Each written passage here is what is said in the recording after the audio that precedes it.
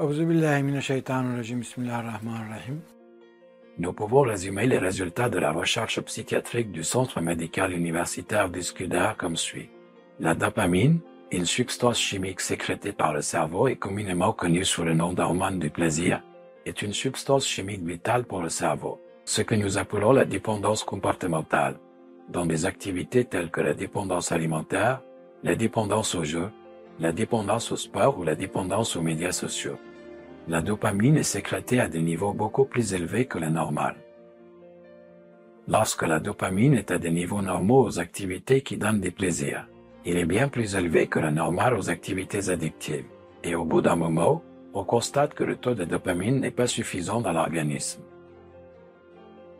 Les chercheurs affirment que cela entraîne des privations et des processus dépressifs. Le résultat de la recherche en sciences humaines et sociales de l'université Yeni Üsküdar est: tout comme la dépendance aux substances, à la cigarette, à l'alcool et au jeu, l'utilisation incontrôlée des médias sociaux est désormais incluse dans la catégorie des dépendances.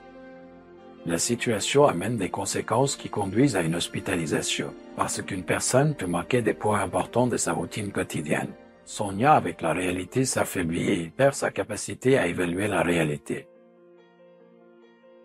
Ces résultats, les gens pour qui ils peuvent réellement vivre une vie équilibrée. Cela n'est possible qu'en appliquant à la vie les lois qu'Allah a prêchées dans les livres saints. Alors qu'Allah vise à ce que chacun soit heureux du dhikr d'Allah et du bonheur qu'il donne aux gens. Au contraire, les gens recherchent le bonheur dans les désirs et les désirs de l'âme, que les 10 mots présentent aux gens comme des plaisirs. Comme l'a dit Mevlana, il s'agit de chercher le bonheur à la mauvaise adresse. L'adresse à laquelle appartient le bonheur est celle des livres saints. C'est l'amour d'Allah et l'amour de l'humanité.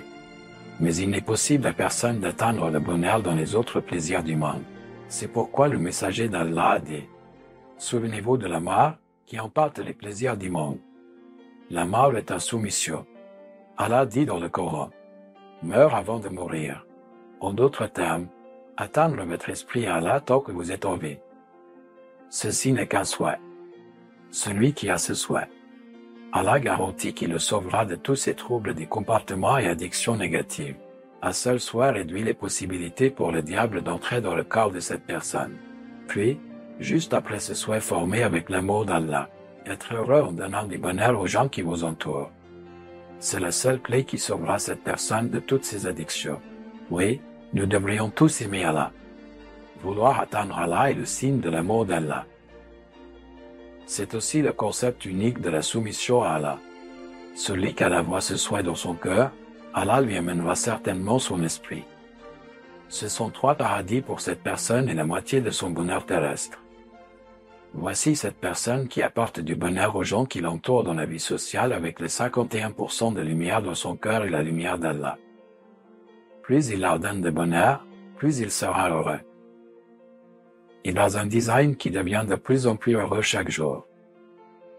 Main dans la main, cœur à cœur, dans un esprit d'unité et de solidarité. Une société qui vit toujours le bonheur et donne du bonheur à son entourage sera formée. C'est le but qu'Allah a fixé pour les gens. Aimer et être aimé. Voici c'est pour cela Younous. Venez à nous connaître, facilitons le travail. Aimons et soyons aimés. Ce monde n'appartient à personne. Le but est d'aimer et celui qui aime est bien celui qui est aimé. Être aimé. Je conclus mes paroles en priant notre Seigneur pour que vous atteigniez tous ces beaux objectifs de votre vie. Allah soit agréé de vous tous.